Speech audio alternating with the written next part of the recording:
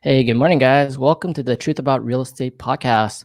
Today we have Tim Stout here from Compass, and he's been a real estate agent in a mega team for over 9 years. He built a top producing real estate team in Atlanta and won multiple real estate awards, including the NCBOR Million Dollar Club award for 5 years in a row, and the Coweta Country top sales team, and was named a Millionaire real estate agent and mega agent at KW. Thanks for coming to our show, Tim. Glad to have you here. Thanks for having me, Matthew. I appreciate it.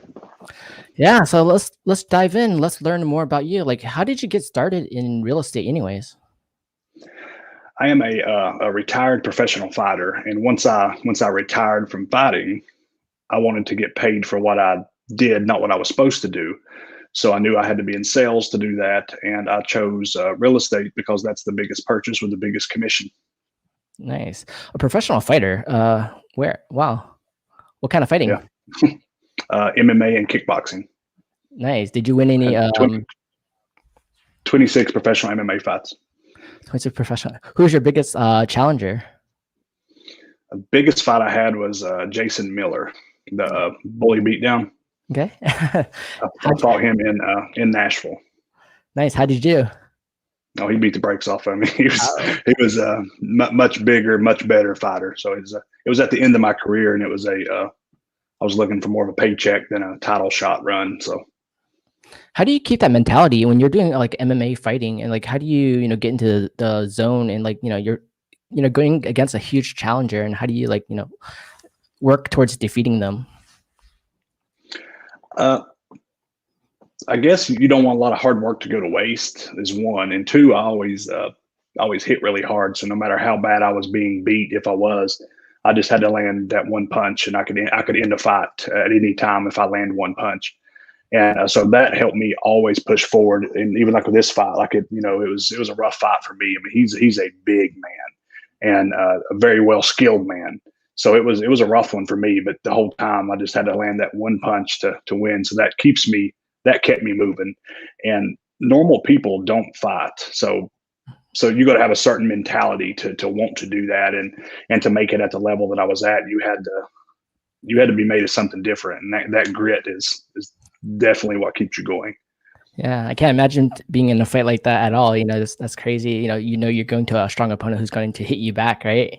Is a challenge. But do you bring that skill set to real estate, right? Like you take that winning mindset, the determination, the grit, and the hard work, and you put that training skills into real estate, right? Yeah, one thing with fighting is one thing it taught me is the harder I work, the better I get. And I knew real estate was the same way. I knew that I wasn't a naturally gifted salesperson, and I wasn't a overly educated person. So I knew coming in that I needed to surround myself with winners. I mean, great podcasts like yours, great books, mentors, coaches. I knew I had to do that because that's how I succeeded with fighting, and that's how I was going to succeed in real estate. In real estate too, I noticed like not all agents treat it like a real entrepreneurial startup business that they own and have professional coaches help them mentors. You look at professional NBA players, they have professional coaches all the time, right? They look at every single millisecond, every single turn, every single shot. But why isn't it in real estate that people do that? I think you can do pretty decent financially by being mediocre, and I think 95% of the real estate community settle for mediocrity. And the 5% who don't, they're hiring coaches. And I've got multiple coaches, and I've got one coach I've had since I was in the business for a year, and he's been with me every step of the way, scaling from 10 closings a year to this year. I closed over 400, and he was with me every step of the way. And so it's that top 5% realize how important coaching is. Going from 1 to 400 and having a mentor coach, definitely, you've shown that you've done it, and you guys did it quickly. And like 9 years is pretty fast. It goes by pretty fast. And most agents been in business 5-10 years, even have not done 400 plus transactions, Yeah. It's a scalable business if you listen, and I think most people get into the business thinking there's a secret and there's an easier way to do it. And there's a proven path to get there. Like the people who climb Mount Everest, I use the analogy in my coaching. They climb the same path that the first guy who succeeded did. They continue to climb it. It's not like you're climbing the most dangerous climb in the world and you're like, I'm going to try this way instead. Like, go to the way that's proven. And so many people refuse to do that because they want an easier path, and it makes it harder on them. I think one thing I learned in real estate is that, like, yeah, a lot of agents always want to like reinvent the wheel. But if you already know, and you're just using a really great analogy, climbing a mountain.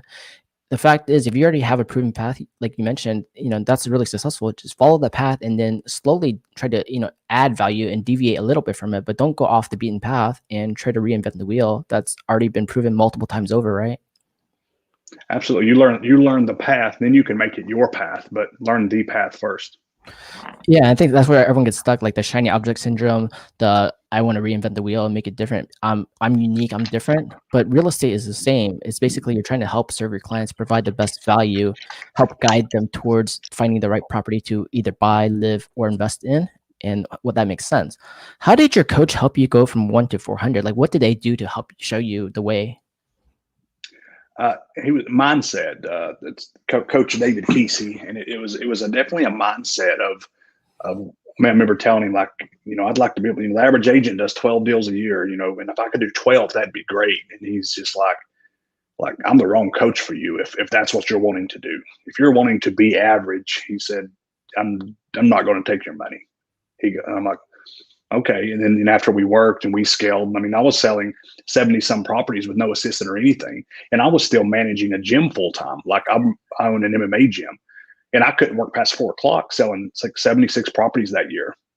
And then I ended up having to step back and let someone else run that business to where I could go full time with real estate. And it's definitely paid off. And his definitely mindset convincing me that it could be done is what he did really, really well.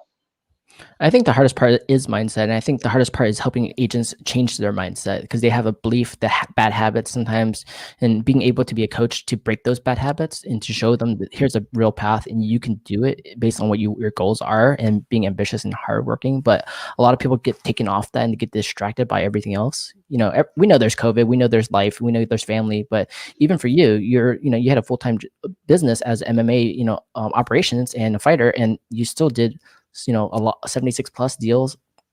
How do you even have time to do that? How does that day's schedule look like? How do you do that?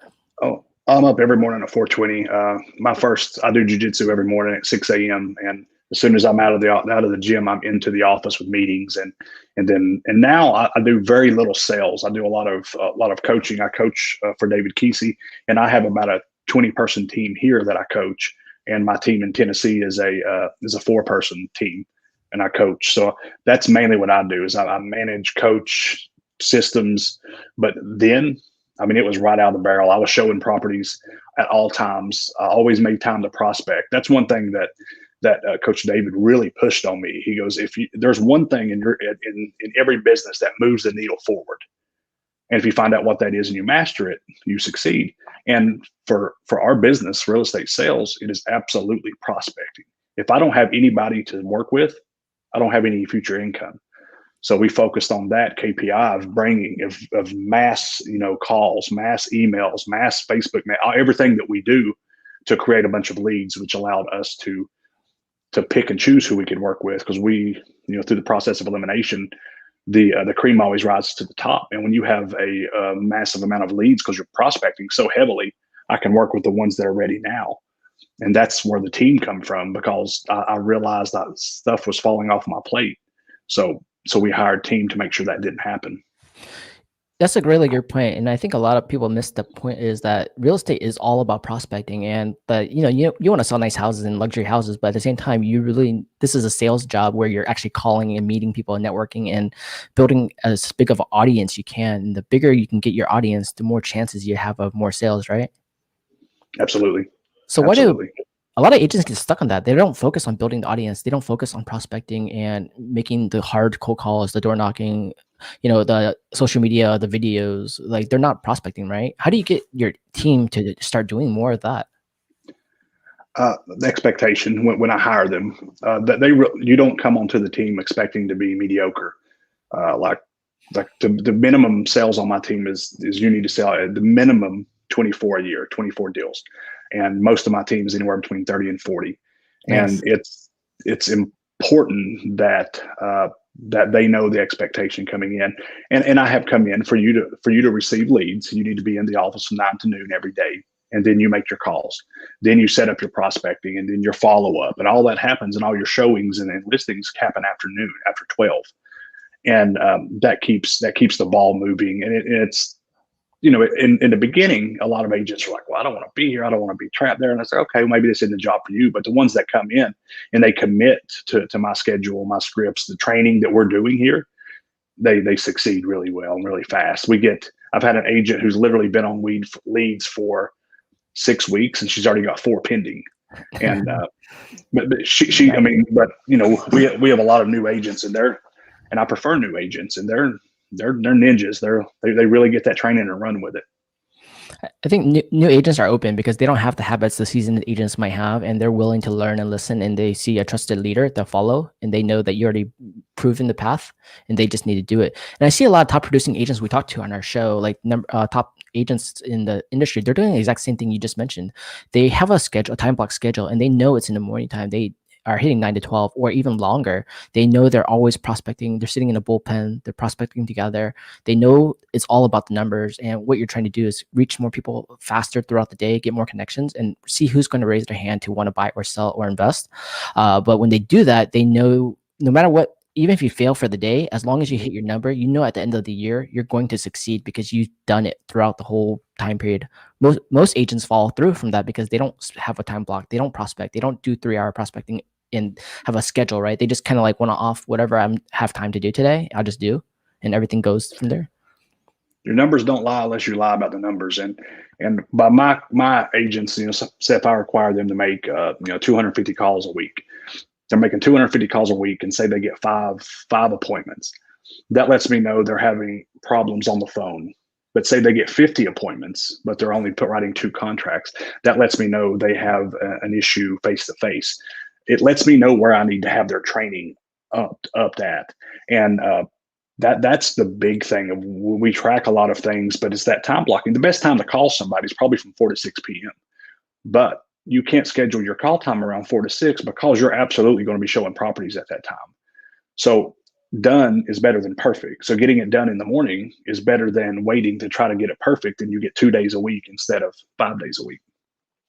That's very true. I think a lot of people focus on being perfect more than being done, and that's where they're having coaches help you get over these humps. I see when we're coaching agents that the ones who are willing to listen and learn and say, hey, I believe what you're doing, I'm just gonna follow that path, and they've proven their success to like 4x their growth by doing the changes, which they already know the changes are there, but it's the mindset that's screwing them up of, hey, I can do it better, I can do it later. And having that schedule and just focus and knowing your numbers makes the most sense. But that's the hardest part too for every agent out there.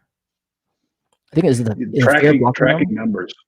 If we get experienced agents coming in and we let them know sort of what we're doing, it's a very they're fearful of that.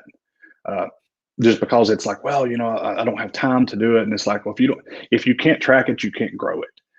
And that's one of my big sayings, and I believe it, because we have to be able to track it to grow you. And the agents, that once they're in there and we're having one-on-ones and they understand, they have a lot more ahas at that time, because we're showing them statistical proof of where they're at and why they're there. So once we put them on the corrective path in another month, they're like, you remember that talk we had last month, and I really didn't understand. Thank you for that. And so that's what makes the difference. That's what feels really good. I'm glad they're seeing that too, and they know by your team and looking at each other that the people who are tracking the results and hitting the numbers and converting and learning to convert better through physical on the phone, Zoom, for example, then they're improving and they're getting more sales done and building more relationships. How are you guys doing with social media and video for you and your agents? We do a lot of social media. We have, like, I have this year, I hired a guy that just this content. He follows me around with a camera. We do videos, we do pictures. He's just constantly helping me with content, because that's one thing that I've never wanted to give away my social media, because it's so personal, and it's so tricky. The algorithms change constantly, so to be able to, I've got to be on top of that at all times. And we do a lot of social media. It's really important that we're in the community. We're educating people about the local community. We're educating people about the process of buying and selling. But as far as our big social media, my biggest point is real estate is boring. Like nobody cares about real estate unless you're in the process of it. And if you're already in the process, most likely you're already hooked up with an agent. So I focus on being the community expert. So people already know moving into the area, people are already here. They've already got business. People moving in, they're like, okay, this guy definitely knows the area. We're going to use him. So we're heavily social media. I can't track all the business that comes from it, but it's definitely assuring to the public that they're like, hey, these guys know what they're doing. Great points. And I actually want to bring that up because when I talk to a lot of agents, they're like, I don't have time for social media. So I tell them, so you don't have time to earn more business. The fastest way to scale is through social media. Instead of doing one-on-one conversations, you can have 1 to 100, you can have 1 to 1,000,000. You don't know until you try, until you start building an audience. And once you build the audience, people want to listen. They want to learn, right? And they're open. And especially seeing it from you, they actually get to learn about you, the way you work, your personality type, how funny you are, how strong you are, what you do to negotiate. But showing them the community, they get a presence, sense that they know that what you're talking about, how to help them, and how to invest in real estate for them. But a lot of agents say, I don't have time for that. And I'm like, really, this is one of the best ways nowadays, especially if everyone's working from home, they don't want to see you in person, right? So social media, video marketing is one of the best ways to gain that influence, to provide value to the clients, to show them that, hey, you're here to help and serve them, right? You're exactly right. Those are all great points.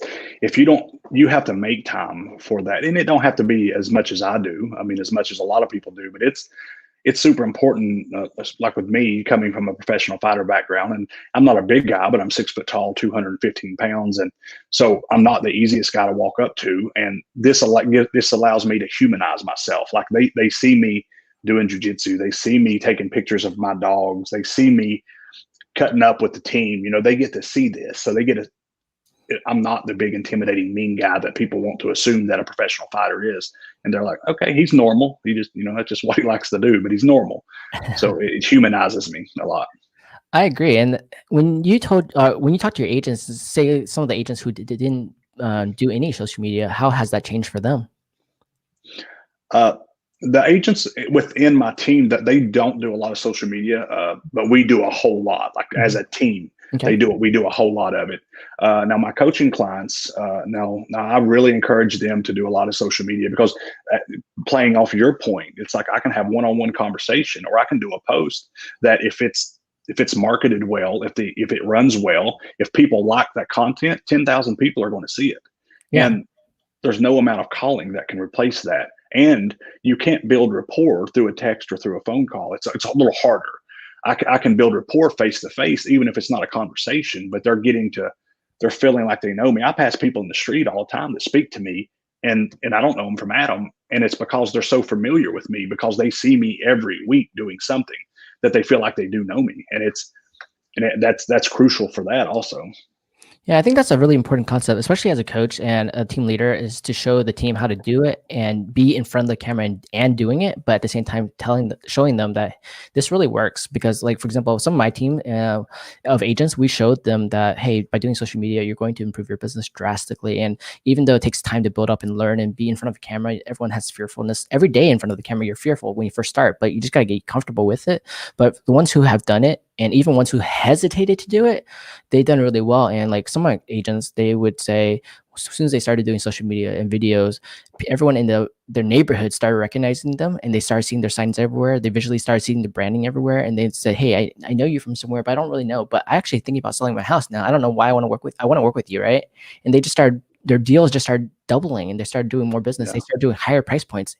And some of my agents hit, like, before they told me, hey, I'm in the average price point of $1 million, which is pretty good, decent in the Bay Area. But she goes, I want to get to 2 to 4 million. And after we started working with her for the first 6 months, she started hitting multiple $4 million deals. And she go, oh, I guess it's because of the social media, the marketing, the video marketing. And like, they see my brand, they ask me questions, and they just come list me. I'm like, yeah, because you're proving yourself. You're a great person. People just don't know who you are until you show them, right? You got to show them. And the fastest way to show them is through video marketing. And then it's amazing how it works when they listen to you, isn't it? It is, and I had one of my hardest ones too. Like she would do a lot of deals, but she would never be on video, no social media. As soon as she started doing social media, and she posted one video, she got a listing right away, and then she got 2 buyers right away, and her business doubled within the first 6 months with me. I bet she did a video every day then. I would. You would, but everyone's still fearful to do it though. Like every day, even I am too. Sometimes I'm like, I don't want to do it, but you just gotta do it. People are afraid of saying something stupid or looking stupid. And it's like, you be you. Like, I'm not going to talk about something I'm not very comfortable with. People want to talk about selling, buying, skills, fighting, investing. That's the type of conversations I'll have with people. And I'll throw the camera up. I'll do it.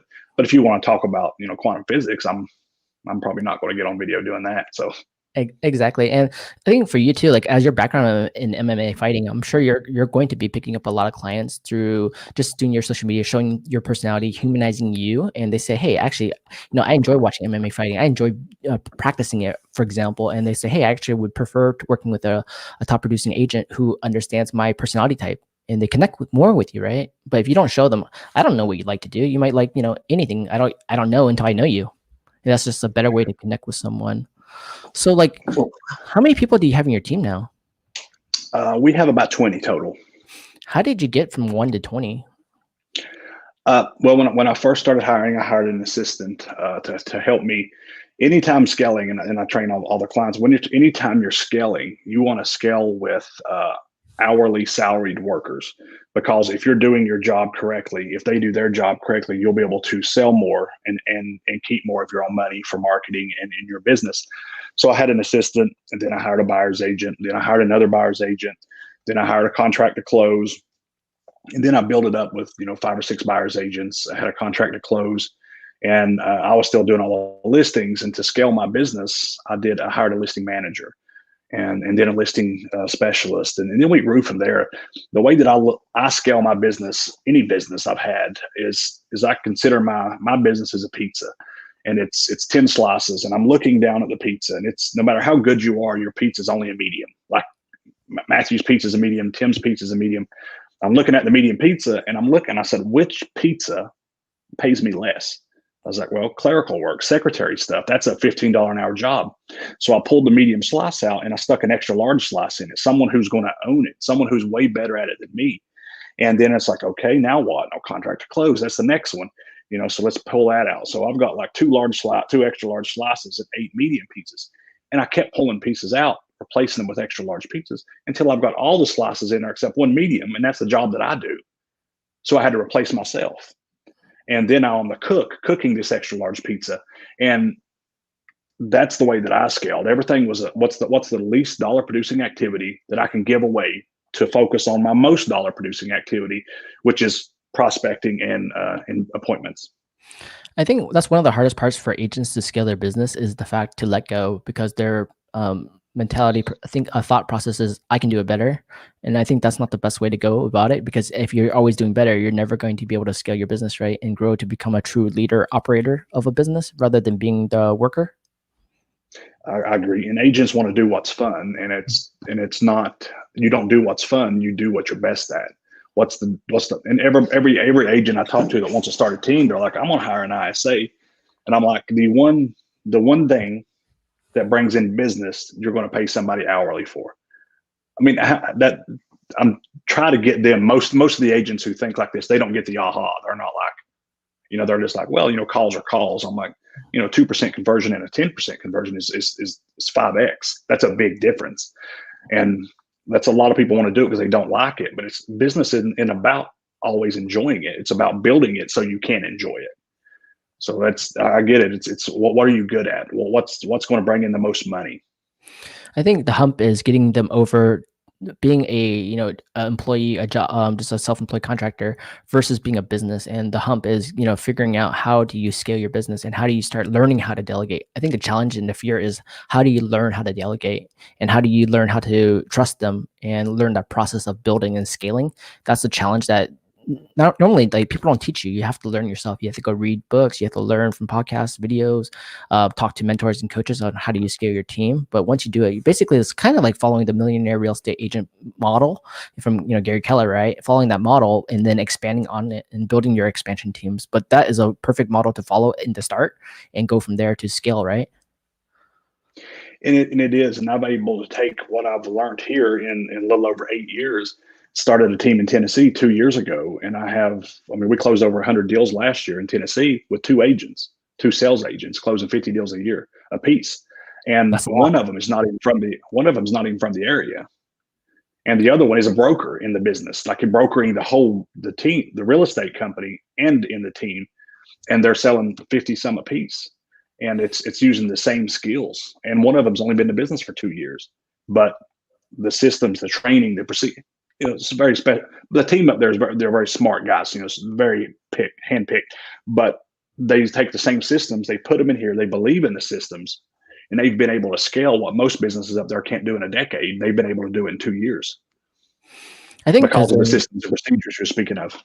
so it's funny too. Like when you look at real estate, and you look at all the different companies. There's so many different ways to do business in real estate, even though like the systems are not shared throughout every single person who's working there. Even if you work at Compass, KW, it doesn't matter.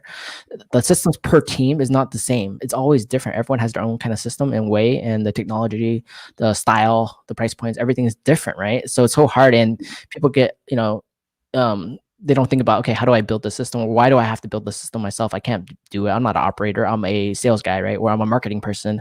So then that challenge is, how do you get the systems in place for them to follow and to build to scale? But having two agents who can do 50 deals per person is a lot. That means the system is really well run so that they can just do instead of like build, right? Yeah, and we're hiring more admin with them, and this year our goal up there is to scale.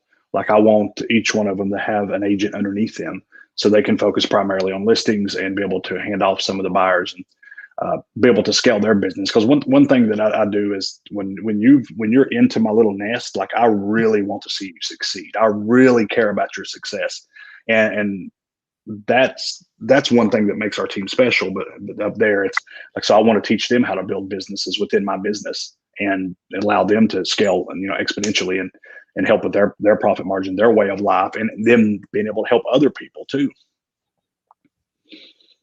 When you have your team here, like for example, you have 24 agents, and how does the agents work? Like, how many listing agents and how many buyers agents? And do you have like a TC or admins for the whole team, or do they still have to do a lot of it themselves? I have one listing agent, and he has a listing manager, which basically his job is to prospect and go get appointments. And once he gets the appointments, he brings it into the listing manager, and the listing manager manages it, which is the hard part of the listing. She has an assistant for data entry, putting out signs, lock boxes, etc. We have 10 buyers agents, and I have a sales manager who meets with them weekly to identify their strengths, their weaknesses, how to improve their game.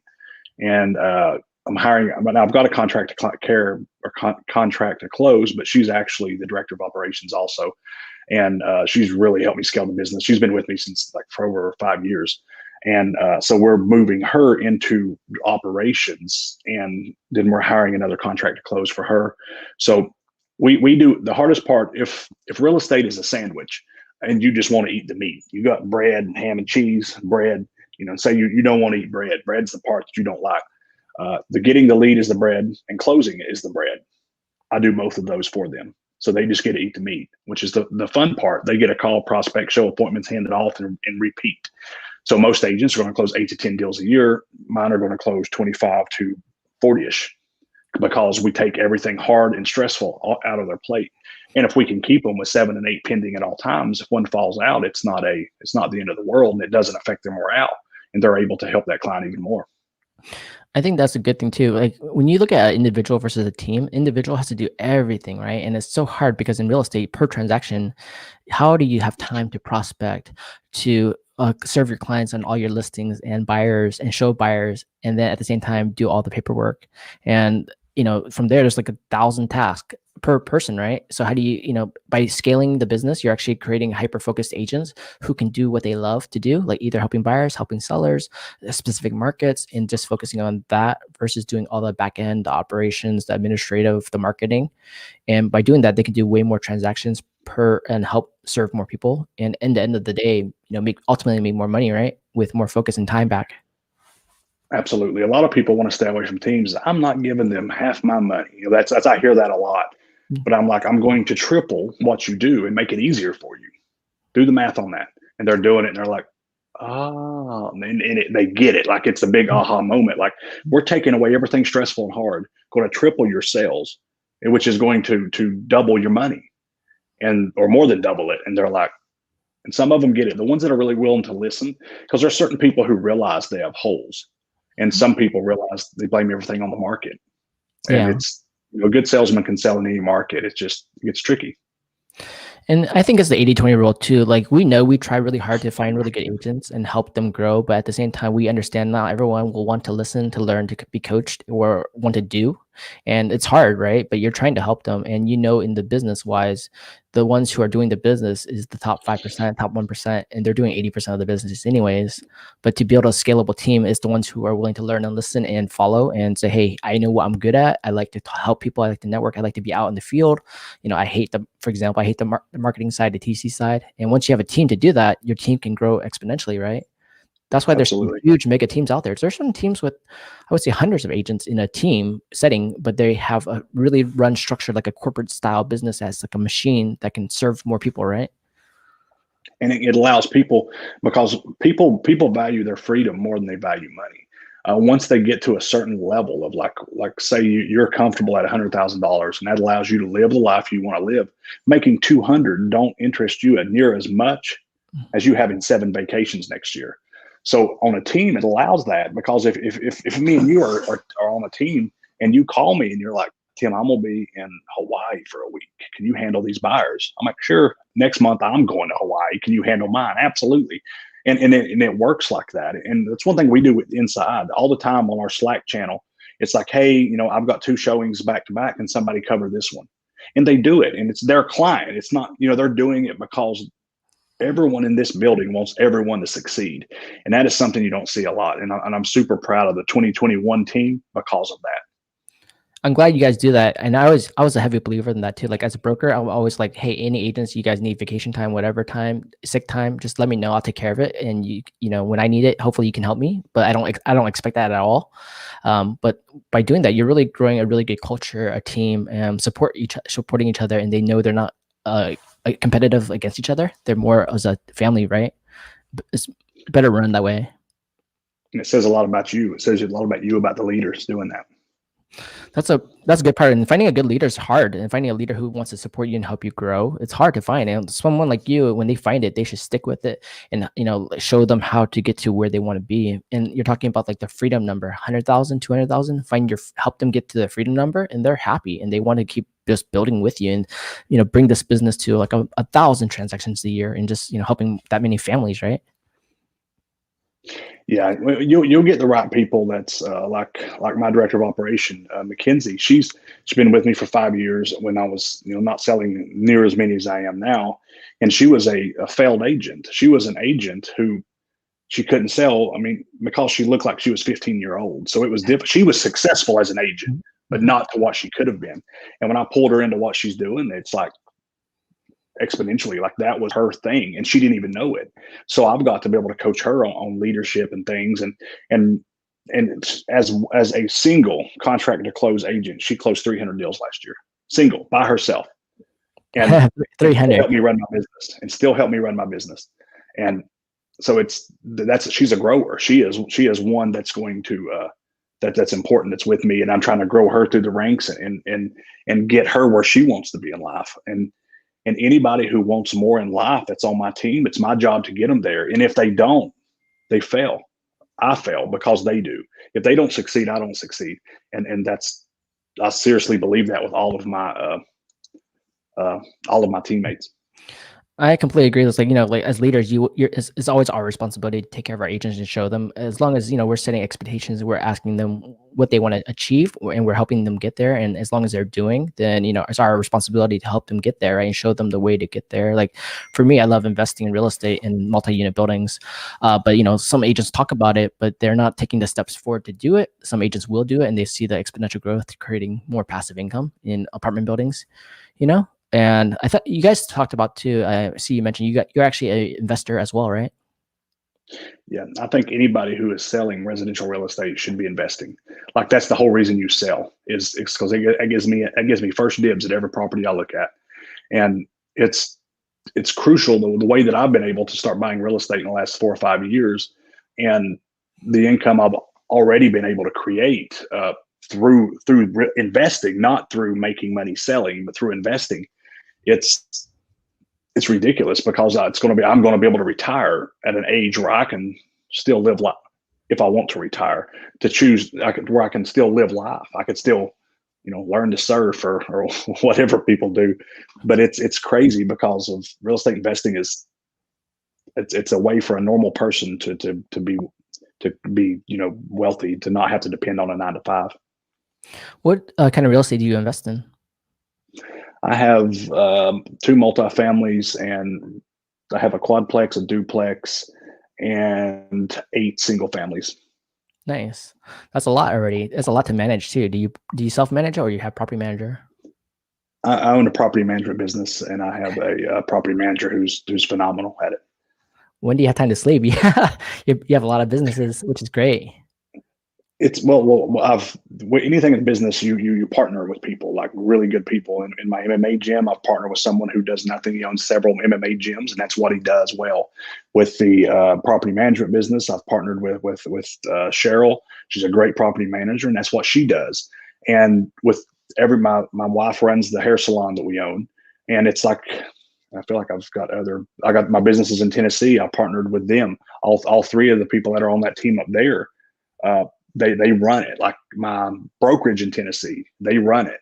It's my partnership is I bring capital to it, but it's my experience. It's the 500 books I've read. It's the thousands of podcasts. It's the $10,000s of dollars I've spent on coaches and courses, in the last several years. That's what they get from me besides capital. They get the experience, they get the roadmap, and what I can do for them.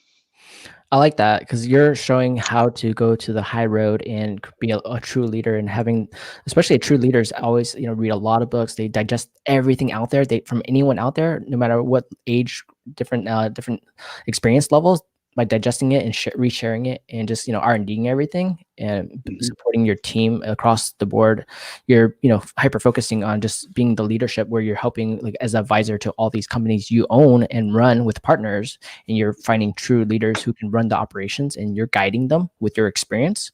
And by also synchronizing the different businesses, you can actually work together on those. Like property management works with your for example, if you had construction, if you had investing, you can help support each other grow faster, right? I'm a big component of you partner with people. You don't partner with ideas. It's like I find, if I meet you out on the street and you want to open a taco truck, that's the idea now. Like that's what you're passionate about, because I'm partnering with you, not the idea.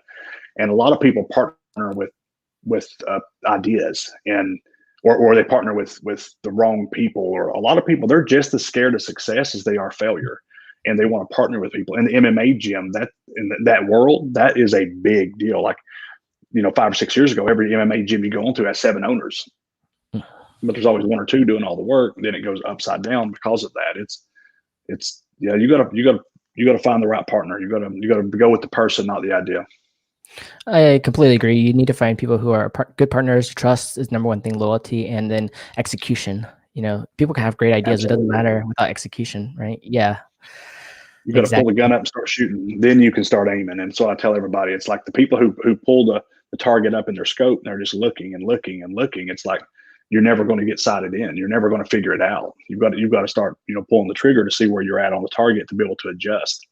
The people who they just want to hurry up and wait, and they want to wait and they want to wait, and you got to start firing. That's where you're going to find out where you're at.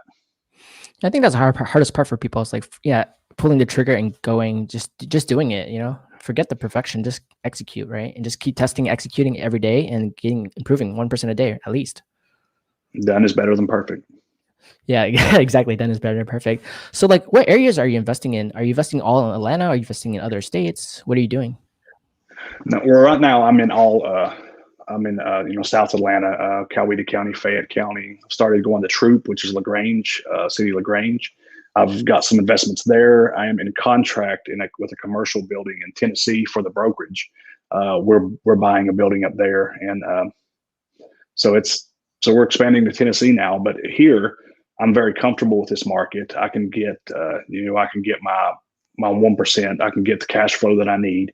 I can get the debt that I need. I can get everything that I need to grow. So until I outgrow it here, I'm good here. So I really like local investing. I like driving by properties and knowing it's mine, knowing I had something to do with that.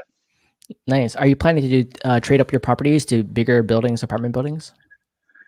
Yes, I am. I think that this year I've got a couple challenges mentally. Like I've got a home equity line of credit. Like probably only a third of my properties are debt, and the rest of them are paid for. So I've pulled out some for a home equity line of credit, and my goal is to BRRRR or 8 of those properties with the same home equity line of credit in 1 year.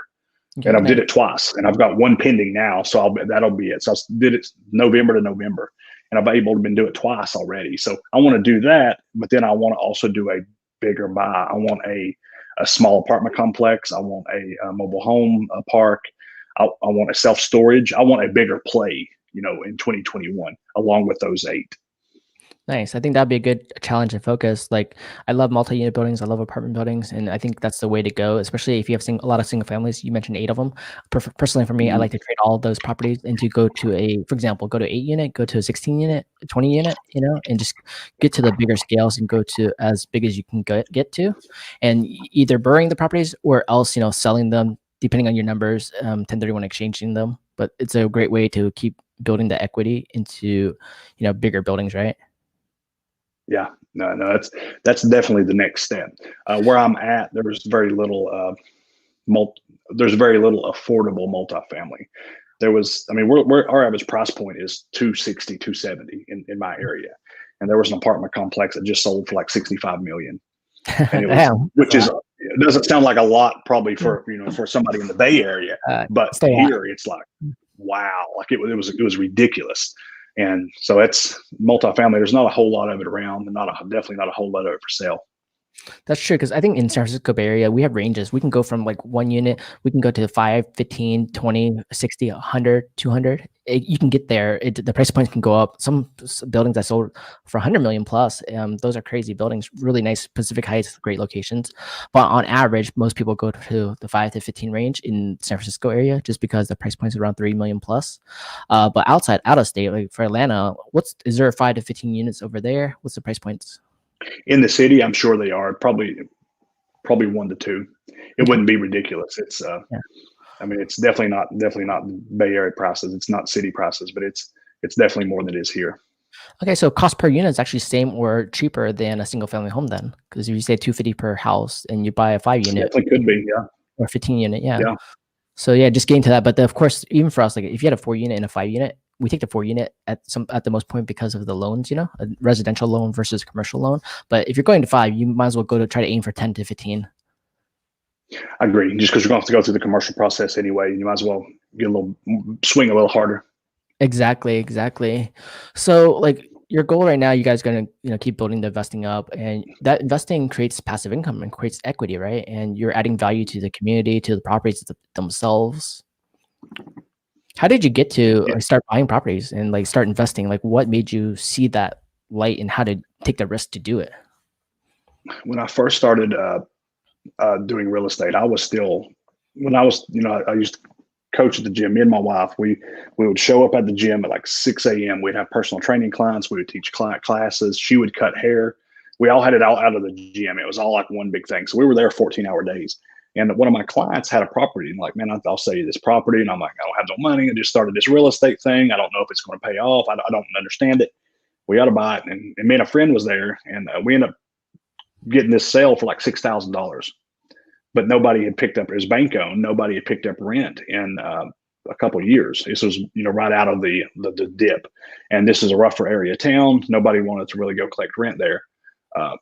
So he took me, and I met the tenant, and I asked the tenant, I said, "What's the last time you paid rent?" And it's been a while. I said, "Well, what do you pay?" And they said, last time I paid it was $500 a month. And I just paid, $6,000 for this. And I said, okay, on the first, that'll be what it's worth. Paid the check. Okay. I showed up, got $500, walked out the door, called a past client. Like, you still buying investment properties? Like, yeah. I said, well, I've got one. I'll sell you. It's like, it's cash flowing, $500 a month. So what you pay? I said, I'll give you $16,000. And he said, okay, deal, write it up.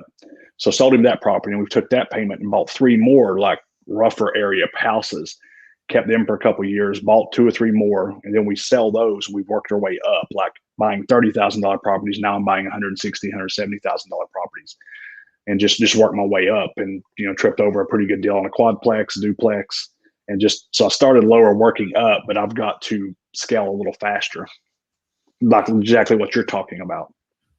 Nice. That's a great way to do it too. And one thing I like to do, like, for example, when we're helping investors, like, hey, this is like, we're asset managers in a sense, right? We're helping you as advisors in real estate, help you build up your portfolio. And like, this is just not one-time opportunity to work with you. We're going to just keep building and exchanging, and you can keep growing fast as you want to do. A lot of people get scared of the first one. The first one's always the hardest. No matter what you do, the first one's always the hardest to do. And once you can get over that, and the best way to get over that is to have your core 4 people. You got to have your realtor, you got to have your lender, you got to have a contractor, got to have a property manager. And looking at the numbers, talking to the team, saying this makes sense financially, and this is a great investment versus stocks, for example.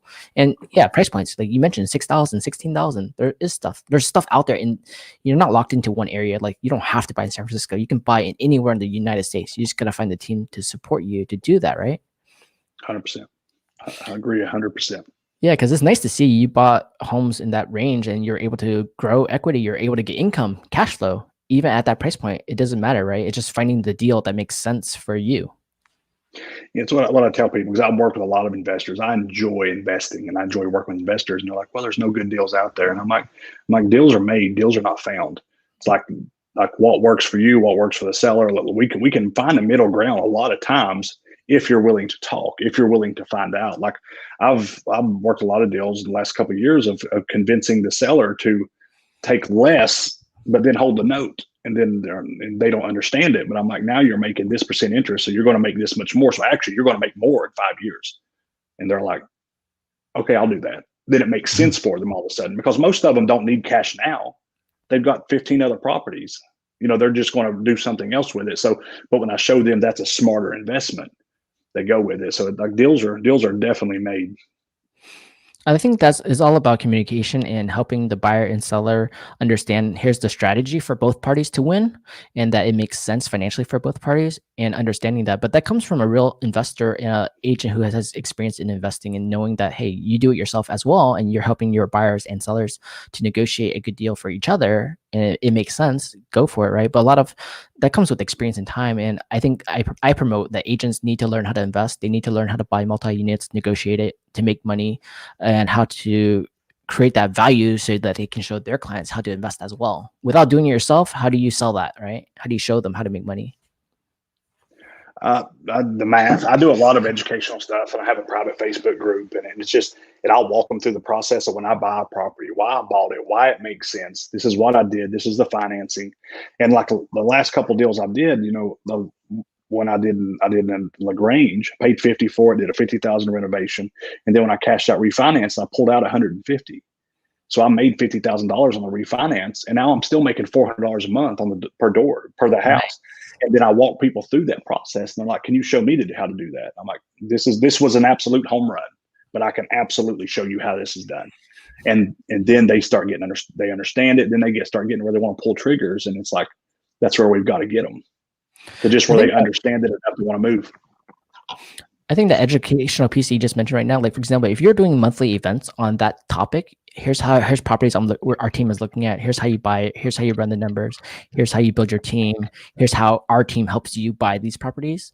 I think a lot of people will attend those events and they want to see it, right? Because it's easy to tell someone, hey, go invest in real estate. But when you're showing them step by step how you're investing in real estate, how you're running the numbers, how you're making that net profit and the equity gains and burning it out, then they're like, oh, I can do that. It's actually not as complicated as I thought, because people get mixed up in their head. Like, it's so complicated. It's not that complicated. You just have to know what you're doing, know the numbers, know your team, and to run the numbers on every property in your area to make sure it actually pencils out.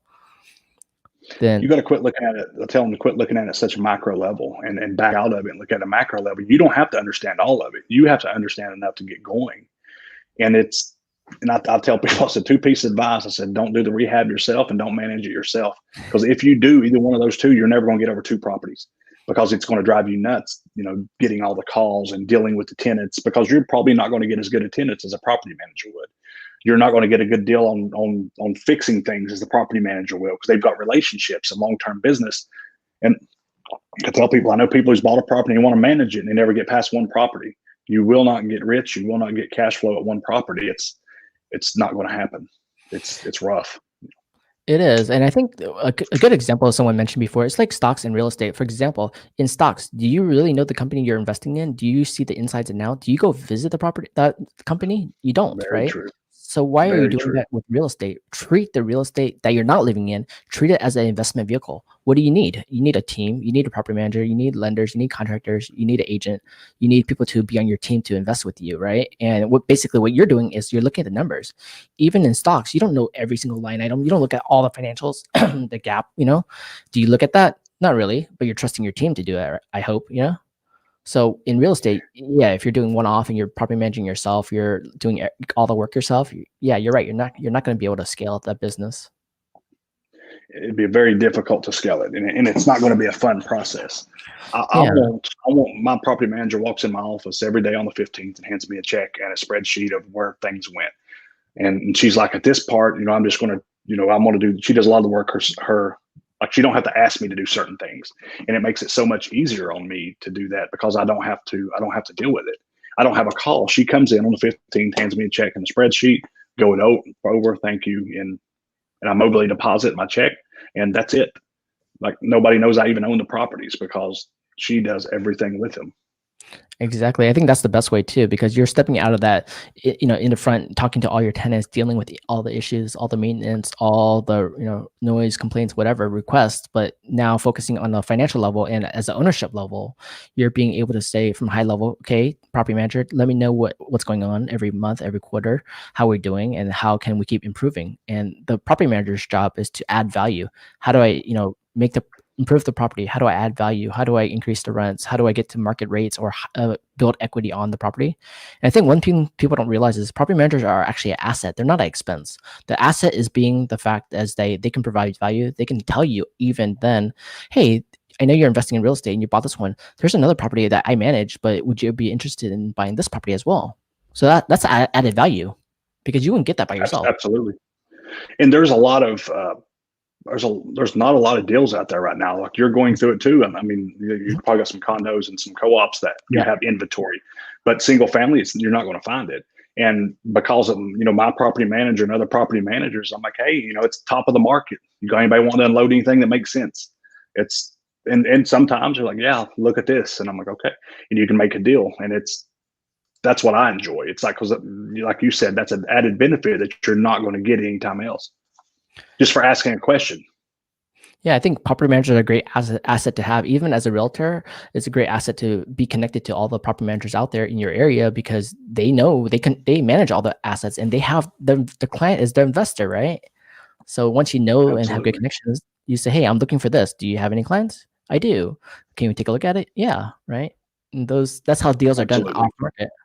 So those are kind of things I appreciate, especially in investing side of real estate. You start learning more about how to work with investors, how to find them, how to build a team, how to invest, and how to buy out of state. Because in real estate, you don't need to buy physically next to where you live. It's nice to have that. You can drive by and see it.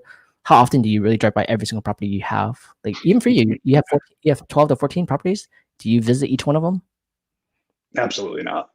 I mean, I've not been inside several of them in 5 years since I bought them.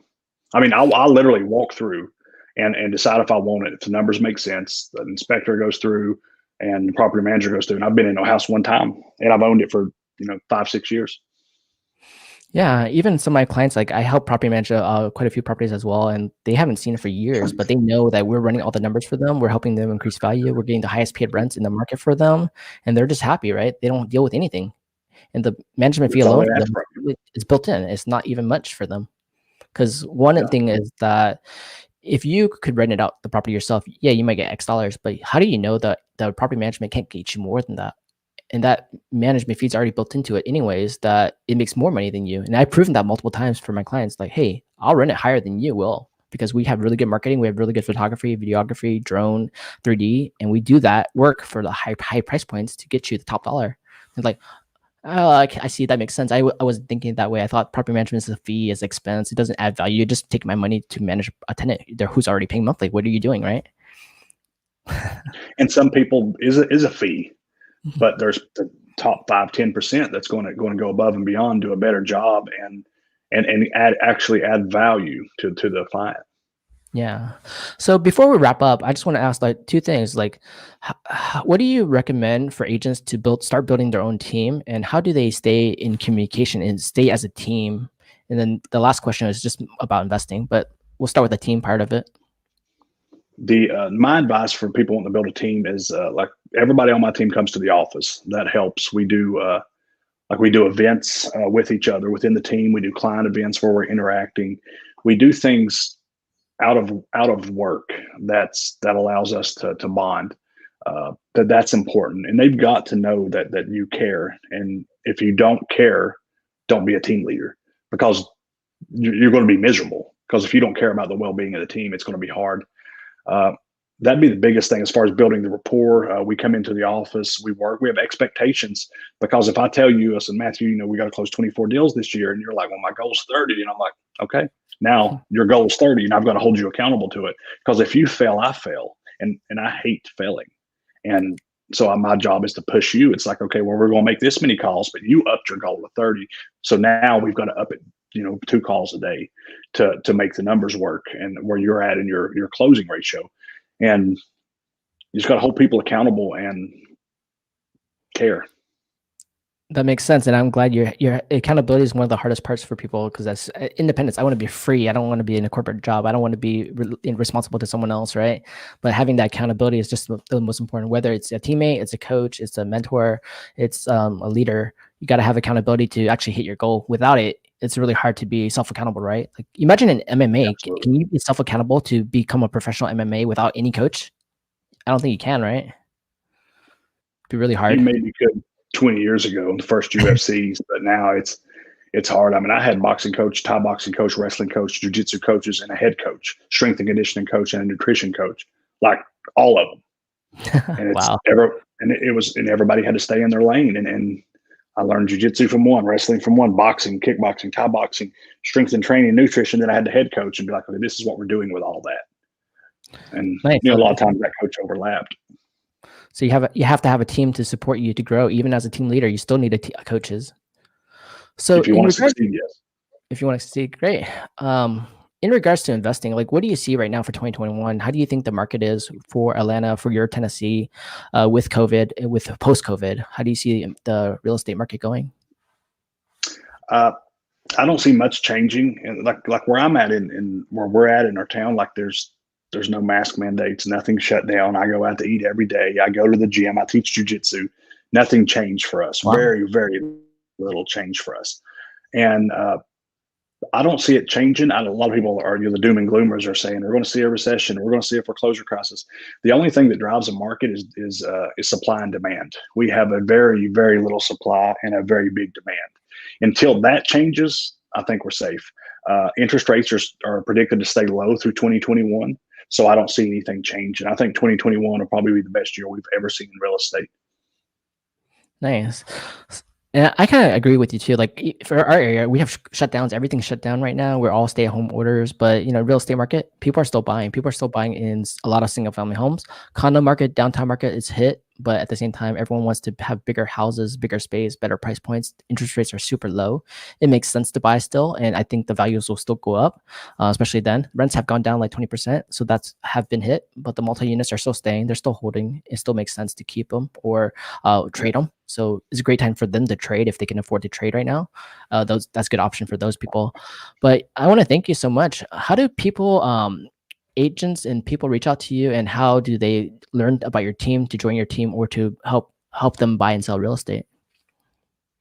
Like my Instagram, that's a quick way to get a hold of me, is at the Tim Stout, and Facebook, the same thing. And like I answer every message, like I respond. I'm very responsive. They can follow me on the Facebook, Tim Stout and Associates, and then that way they can see everything that I'm doing. And you can always reach out to me, email. Nice. And how do they get to know you and join your team? Social media again. I mean, just reach out to me, and we set up meetings. And it's like, because I've got to make sure it fits for you too. I don't want to bring you into a situation that's going to make you miserable because you don't like being managed. And I can learn that thing through the interview process. And if it's not a good fit, I'll give you some tips and advice on how to grow your own business. But working here is not for everybody. A lot of teams, they'll hire anybody who can fog a mirror, and that's not what we do. My job is to make your life better, and I want you to make that easy on me, but with loyalty and work ethic. Nice. And do we get professional MMA training from you too? You can. Yep, 6 a.m. jiu-jitsu. Nice. I'd love to see that someday. Come by and visit you over there. I'm sure you get my butt kicked in 5 minutes. Yeah. Well, you can kick my butt on commercial, on buying apartment buildings. All right. Thanks so much for being on our show. Really appreciate your time and value here, and showing our channel and our audience about real estate, about sales, about investing. And, definitely reach out to Tim. Any questions about Atlanta, Tennessee over there, but feel free to check out our podcast, The Truth About Real Estate, and more at matthewma.com. And we'll look forward to seeing you guys soon. Thanks so much. Have a great day.